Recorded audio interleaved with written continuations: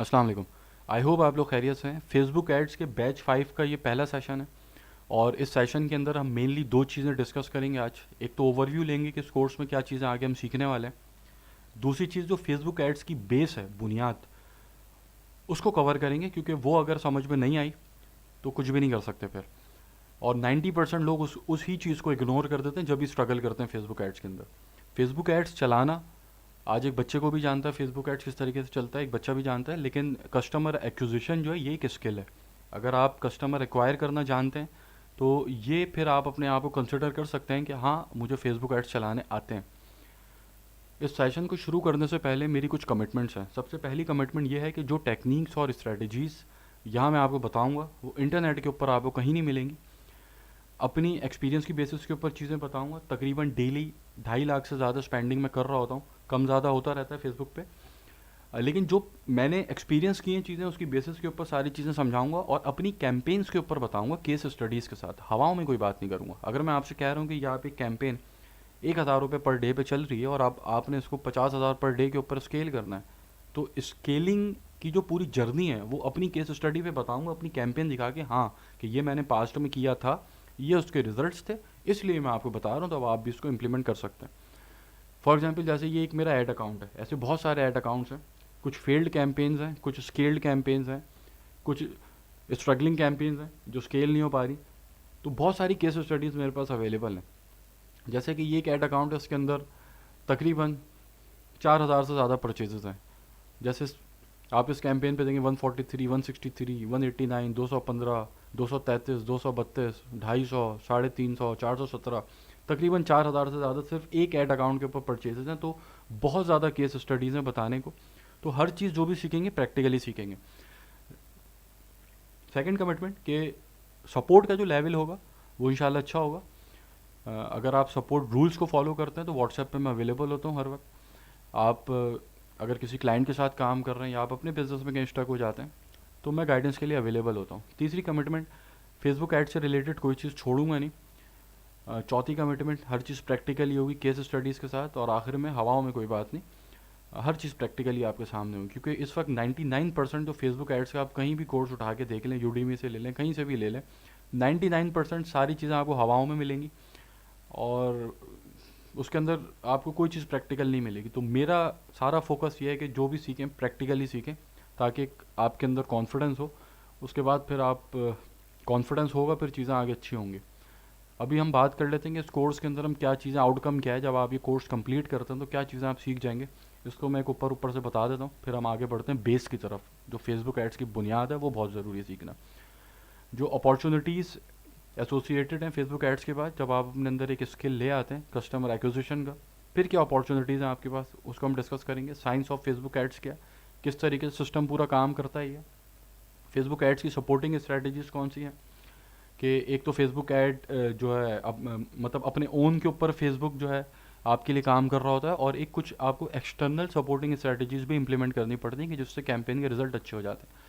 फिर आप आ जाएँ बिजनेस मैनेजर के ऊपर, उसको हम डिस्कस करेंगे किस तरीके से आपने डोमेन वेरिफिकेशन करनी है, किस तरीके से वेरीफाई करना है, किस तरीके से ऐड अकाउंट का एक्सेस लेना है देना है। यहाँ पर बहुत सारे स्टूडेंट फंसे रहते हैं जो मेरे पास क्यूरीज आ रही होती हैं, तो इसको हम डीपली देखेंगे। फिर आई के बाद जो अपडेट्स आई हैं, iOS 14 के बाद जितनी भी अपडेट्स हैं उसको हम देखेंगे, क्या चेंजेस आए, क्या मसले मसाइल आए। चेंजेस तो कुछ नहीं आए, ज़्यादातर मसले मसाइल ही आए, उसको देखेंगे और उससे किस तरीके से बचना है उस पर बात करेंगे। फिर जो फेसबुक के टूल्स हैं उसको सीखेंगे किस तरीके से इस्तेमाल करना है। ऑब्वियसली हर टूल हम नहीं सीखेंगे, जो हमारे काम की चीज़ है वो सीखेंगे, लेकिन हर टूल को समझ लेंगे कि किस टूल का क्या पर्पस है। उसके बाद ऐड का सिस्टम किस तरीके से काम करता है, फिर पिक्सल और एपीआई कन्वर्जन किस तरीके से इंटीग्रेशन होती है, फिर एग्रीगेटेड इवेंट्स और कस्टम कन्वर्जन इवेंट्स जो होते हैं उसको हमने किस तरीके से सेट करना होता है। फिर अल्टीमेट सेल्स फनल, मतलब कि जैसे आपका बिजनेस नॉन ई कॉमर्स, एक आप बिजनेस रन कर रहे हैं, फॉर एग्जांपल लीड के लिए आप जो है रियल इस्टेट के लिए काम कर रहे हैं, या आप किसी स्कूल के लिए मार्केट कर रहे हैं, या आप किसी इंस्टीट्यूट के लिए काम कर रहे हैं, तो वहाँ पर सेल्स फनल चाहिए होते हैं सेल्स लाने के लिए, तो उसको हम देखेंगे बहुत डीपली। फिर ऐड क्रिएटिव और कॉपीज़, ये बहुत इंपॉर्टेंट चीज़ है। ये बहुत बड़ा आपकी ऐड कैंपेन्स के अंदर रोल प्ले कर रही होती है सेल्स के अंदर, इसके ऊपर बात करेंगे। कैंपेन बजट यूटिलाइजेशन इसको डिस्कस करेंगे, creative testing, audience testing and refining, किस तरीके से ऑडियंस को टेस्ट करके रिफाइन करना है, कस्टम ऑडियंस कैसे बनेगी, लुक अलाइक ऑडियंस कैसे बनेगी, रीटारगेटिंग कैसी होगी, कैंपेन का एनालिसिस कैसे होगा। ये सबसे अहम चीज़ है। कैंपेन का एनालिसिस करना आता होगा तभी आप अगले स्टेप की तरफ जा सकेंगे, वरना आप सेकंड स्टेप अपनी कैंपेन में ले ही नहीं सकेंगे। फिर स्केलिंग की क्या स्ट्रैटेजीज हैं वो बताऊंगा, अपनी कैंपेन्स के ऊपर बताऊंगा कि जो स्केल्ड कैंपेन्स है मेरी उसकी बेसिस के ऊपर समझाऊंगा चीज़ें सारी। फिर Facebook ads non e commerce business के लिए, क्या आप अगर रियल एस्टेट के लिए काम कर रहे हैं, आपके पास आप किसी बैंक के लिए काम कर रहे हैं, आप किसी स्कूल के लिए काम कर रहे हैं, आप किसी कॉलेज के लिए काम कर रहे हैं, तो वहाँ पर क्या स्ट्रैटेजीज होती हैं, वहाँ किस तरीके से एड्स चलते हैं, वो आप सीखेंगे। उसके बाद फेसबुक पेज के ऊपर सिर्फ आपका काम है, कोई वेबसाइट नहीं है, कुछ भी नहीं है, वहाँ पर सेल्स किस तरीके से लेकर आनी है, उसके ऊपर बात करेंगे। फिर जो अकाउंट सस्पेंशन है उसके इश्यूज़ हैं, फिर ऐड पॉलिसीज़ हैं उसको देखेंगे, किस तरीके से आपने अकाउंट सस्पेंशन से बचाना है अपना। और आखिर में फेसबुक एबनॉर्मेलिटीज़ और ग्लिचेस, इसके ऊपर बात करेंगे, जो अभी iOS 14 के बाद तो समझें भर गए फेसबुक में। और आखिर में सबसे एक डीप सेशन रखेंगे फ्रीलांसिंग गाइड के ऊपर, कि अगर आप फ्रीलांसिंग की तरफ जाना चाहते हैं तो आप क्या करें। अच्छा, अगर आप ये कस्टमर एक्विजिशन का स्किल सीख जाते हैं तो आपके पास क्या अपॉर्चुनिटीज़ अवेलेबल हैं, उसको हम ऊपर ऊपर से डिस्कस कर लेते हैं, फिर आगे बढ़ते हैं फेसबुक की बेस की तरफ।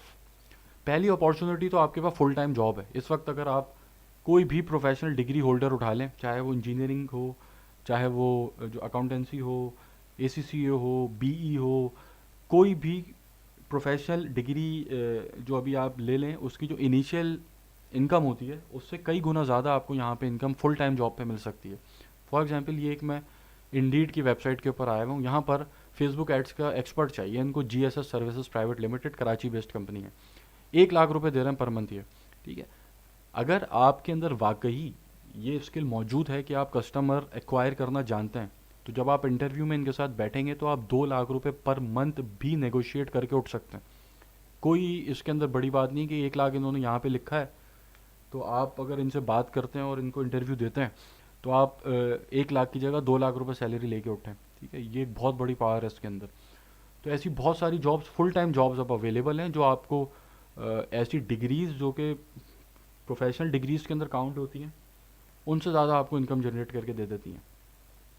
फिर आप फ्रीलांसिंग की तरफ जा सकते हैं, अपवर्क के ऊपर, फाइवर के ऊपर।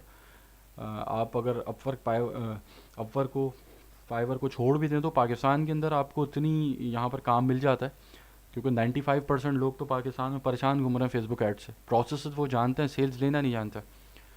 तो जो यहाँ पर आपको बहुत अपॉर्चुनिटीज़ मिल जाती हैं। फिर आप अपनी माइक्रो एजेंसी फॉर्म कर सकते हैं, इसके ऊपर भी मैं इंशाल्लाह सेशन रखूँगा। अभी इसकी एक एग्जांपल ले लेते हैं। फॉर एग्जांपल, ये एक वेबसाइट है, ये कराची बेस्ड कंपनी है।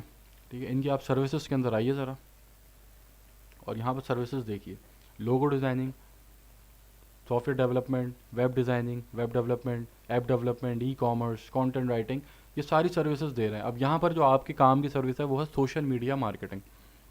अब सोशल मीडिया मार्केटिंग आप सीख गए हैं, अब आपको पता है कि कस्टमर किस तरीके से एक्वायर करना है, तो ये जो और सर्विसेज हैं इसके लिए आप अपनी पूरी टीम हायर कर सकते हैं, अपनी एक एजेंसी फॉर्म कर सकते हैं। इसका एक प्रैक्टिकल रोड मैप क्या है वो मैं इंशाल्लाह आप लोगों को बताऊँगा। ठीक है, तो आप अपनी एजेंसी की तरफ जा सकते हैं। और सबसे आखिर के अंदर और सबसे मेन चीज़ कि आप कुछ भी ऑनलाइन बेच सकते हैं, क्योंकि अब तो आपके अंदर स्किल आ गया ना कि कस्टमर किस तरीके से आपने एक्वायर करना है, तो फिर बेचना कोई बड़ी बात नहीं है आपके लिए। तो ऑनलाइन आप कुछ भी प्रोडक्ट, कोई भी प्रोडक्ट आप बेच सकते हैं, कोई भी सर्विस बेच सकते हैं।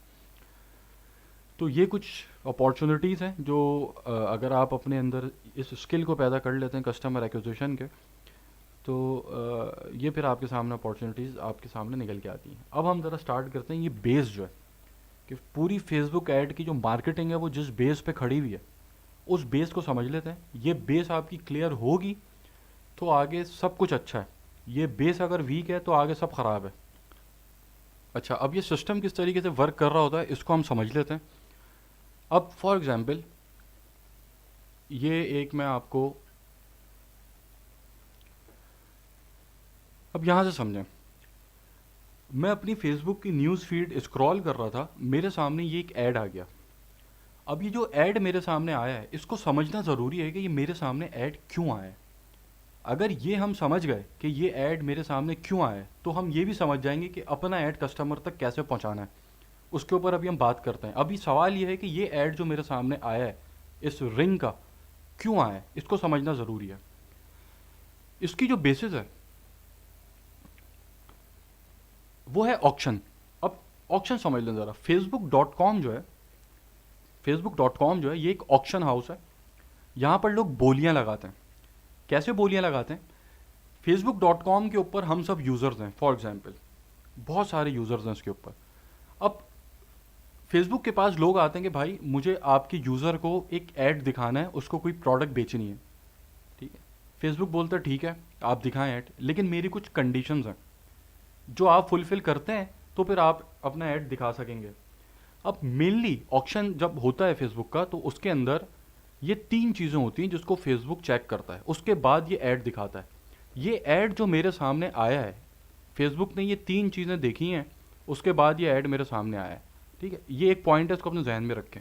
अब जब कोई फेसबुक के पास जाता है कि भाई ये मेरा ऐड है और ये आप अपने यूज़र्स को दिखाएं, तो उस ऐड लेके जाने वाले के पास जो मेन चीज़ होती है फोकस करने की, वो ये होती है, दो दो मेन चीज़ें होती हैं।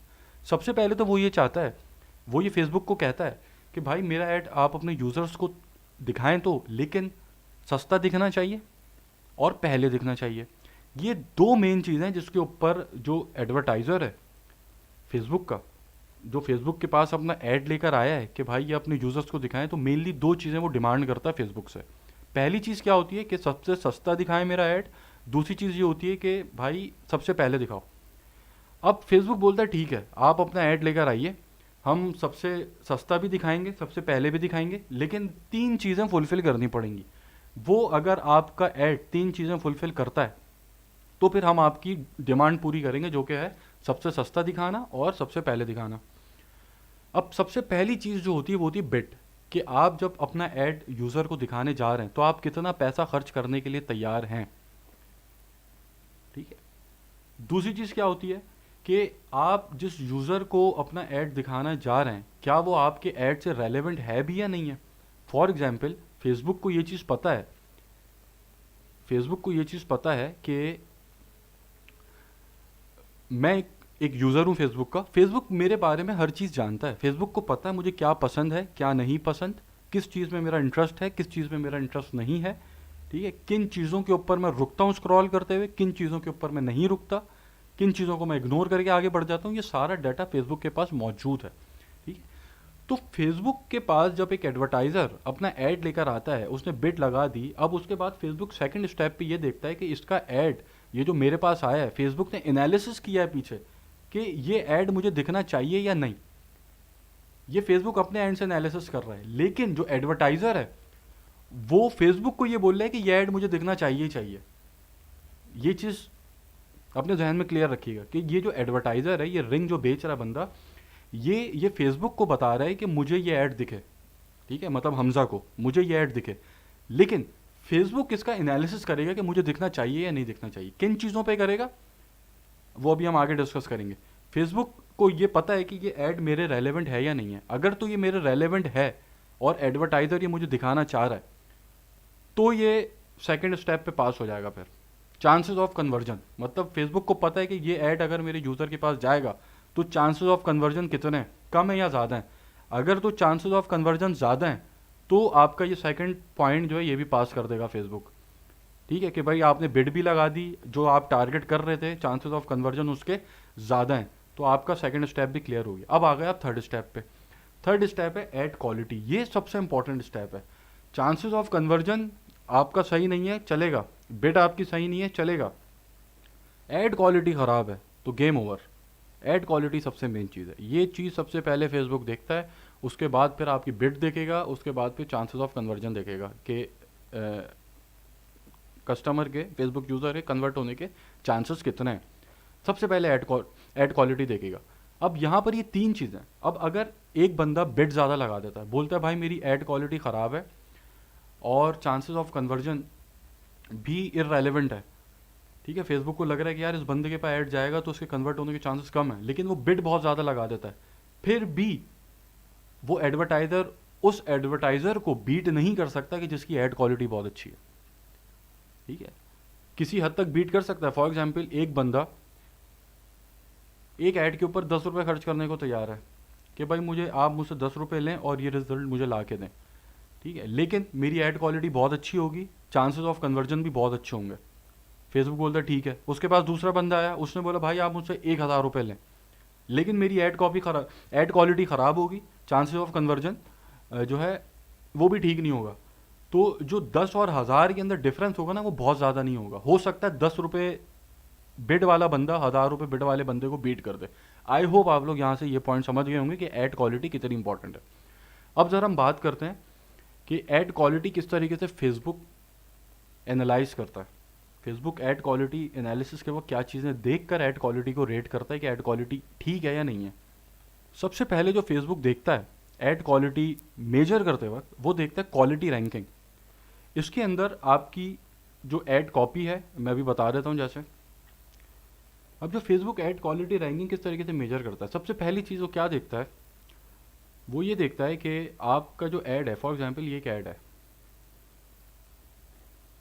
अब यहाँ पे फेसबुक किस तरीके से ऐड क्वालिटी को मेजर करेगा, सबसे पहले वो आपका क्रिएटिव देखेगा।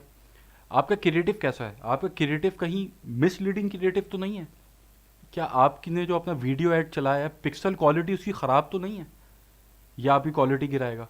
फिर जो आपने ऐड कॉपी लिखी हुई है, इट्स अ मिरेकल, ठीक है, ये कैसे लिखी है।